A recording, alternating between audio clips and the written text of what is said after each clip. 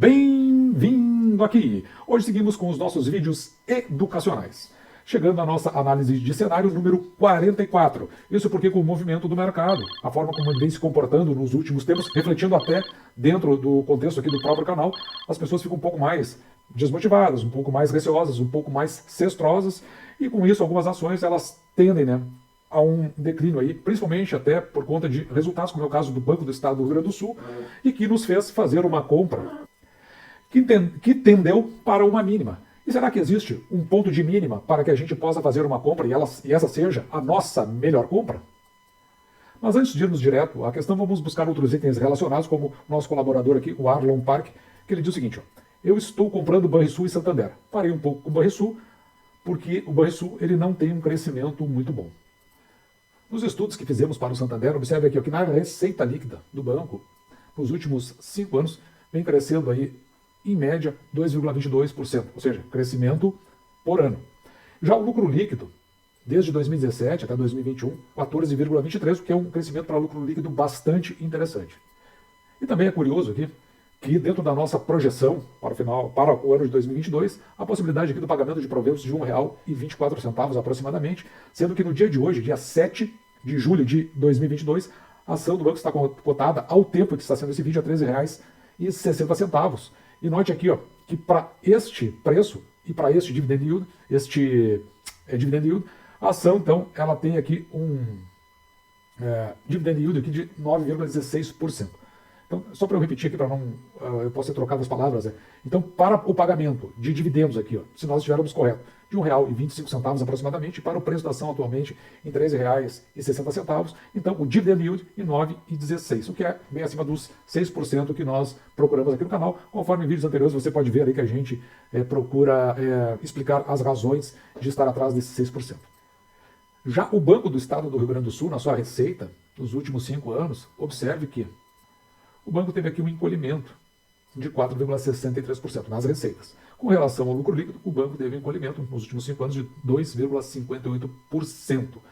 Se nós considerarmos a nossa projeção aqui, de dividendos a serem pagos para o ano de 2022 e o atual preço da ação, na realidade não o atual preço da ação, mas o último preço que nós pagamos pela ação de R$ 8,90, então neste caso, o dividend yield do Banrisul em 9,02%, um pouquinho abaixo de Santander, mas sendo que Santander, conforme o nosso colaborador colocou, realmente ele tem um crescimento menor. Isso tudo sinaliza com bastante procedente as colocações do Arlon Park de estar, neste momento, então, com Santander, justamente por conta desse crescimento do Banco do Estado do Rio Grande do Sul não ser, ou na verdade até ser negativo, indicando o Santander, tanto do ponto de vista do crescimento como do ponto de vista do dividend yield, uma melhor opção para o momento. A segunda contribuição, ela vem aqui do Jean Teixeira de Souza. Ele diz o seguinte: poderia, por favor, fazer-me esclarecer as seguintes dúvidas. Por que o target para executar a compra da ação ficou em R$ 8,90, sendo que o preço teto de R$ 13,38 já indicava que nesse momento a ação já estava bem abaixo dele.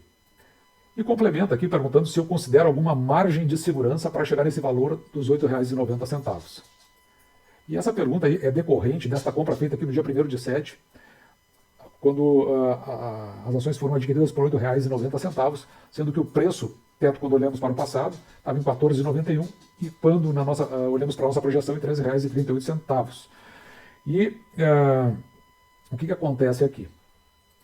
Por um bom tempo, a ação ficou bem abaixo desse preço teto menor aqui de R$ 13,38. E é portanto que eu considero muito procedente essa pergunta feita pelo Jean Teixeira de Souza. Mas a ideia, ela veio deste livro aqui, Come Into My Trading Room, do Dr. Alexander Elder, que, se você pode verificar aqui, chegou a ser um best-seller. E eu coloco esse livro aqui na lista dos piores livros que eu li. Não quer dizer que ele seja ruim, para mim ele foi ruim, para você ele pode ser bom. Ele aborda a questão da análise técnica, da análise gráfica, e o que foi colocado nesse livro eu acabei modelando como um sistema computacional que levou ao seguinte resultado: 96% de erro. Mas veja que essa pesquisa aqui da FGV, ela diz que o pequeno investidor, então aqui é como a gente se coloca, eu sou um pequeno investidor. Por essa pesquisa da FGV, a chance de lucrar com day trade é de apenas 3%, ou seja, a chance de perda aqui é de 97%, até ficamos melhor, pelo menos, do que essa chance aí dessa pesquisa apontada pela FGV. Mas é fato que tem algumas coisas assim que a gente faz uma interpretação dentro do livro, porque tem muito de interpretação, de leitura total de mercado. Embora, se você for olhar esse livro, bem no começo você vai ver uma frase que diz o seguinte: os preços descontam tudo. Então, é como se nada fosse considerado para fazer análise técnica e análise gráfica. E esses preços refletem o entendimento do mercado sobre o preço daquela ação. Então, esse é o ponto de partida. Mas nós fazemos uma análise, para análise fundamentalista, a gente também olha para o cenário. Por isso que o nome desses vídeos aqui são análise de cenário. Então, o que acontece? Alguma coisa ali, ela tem algum significado que a gente pode utilizar de vez em quando. E lá tem um fenômeno que às vezes ocorre no mercado, que a gente chama de... o livro chama de efeito violino. Então ele está descendo, daqui a pouco ele dá um estilingaço, ou para baixo ou para cima.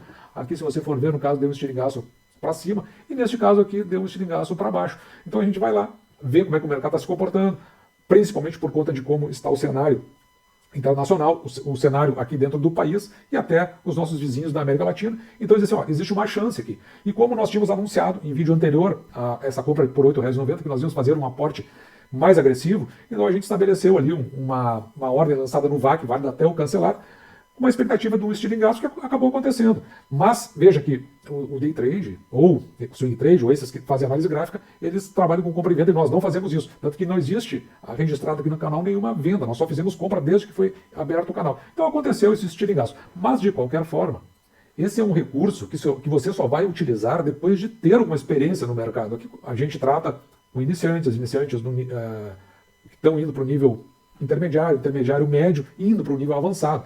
Mas só depois de alguma experiência que você faz isso. Até porque o resultado, assim, para quem está começando, pode não ser muito significativo. Observe aqui, vou marcar aqui para você, ó, o nosso dividend yield, certo? E aqui o preço que nós pagamos para a ação, para você ter algo com maior clareza. Então observe o que vai acontecer aqui se eu trocar esse preço para R$ 9,15, por exemplo.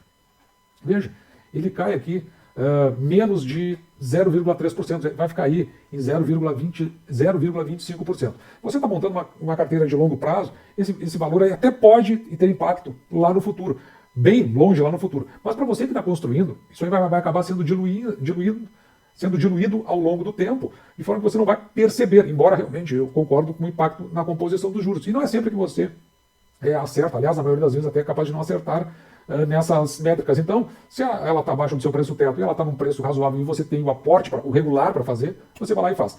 Aquilo ali aconteceu numa excepcionalidade de nós fazermos, como foi dito antes, um aporte mais agressivo.